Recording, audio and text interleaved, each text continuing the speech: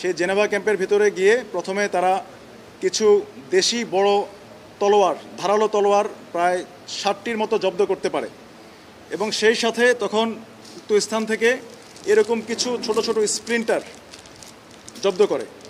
দিনের বেলা এবং রাতের বেলার কথা যেটা বলছেন, আপনি যদি আরেকটু ডেপথে গিয়ে দেখবেন, দিনের বেলায় কিন্তু মূলত আপনার এই সন্ত্রাসী যারা আছে, যারা এরকম মাদক বিক্রি করে, গুরুতর অপরাধী যারা, তারা কিন্তু দিনের বেলা থাকে না।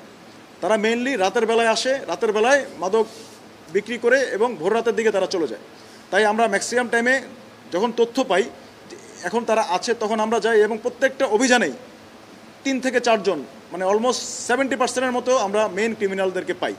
আজকে যেমন আপনারা দেখেছেন যে 4 জনকে আমরা গ্রেপ্তার করেছি, এখানে কিন্তু নিরপরাধ কেউ নেই। তাদের তথ্যের উপর ভিত্তি করে আমরা জিনিসগুলো পেয়েছি এবং যখন একজনকে নাম হচ্ছে মান্নানকে নিয়ে আসি, এলাকাবাসী বলছিল ও হচ্ছে পিচ্চি রাজার মূলত ক্যাশিয়ার, সে এই জিনিসগুলো মানে সংরক্ষণ করে রাখে এবং সেই আমাদেরকে বলেছে যে এই ব্লেন্ড মেশিন দিয়ে কিভাবে এগুলো মিক্স করে কিভাবে এই ককটেলগুলো তারা বানায় এবং এগুলোর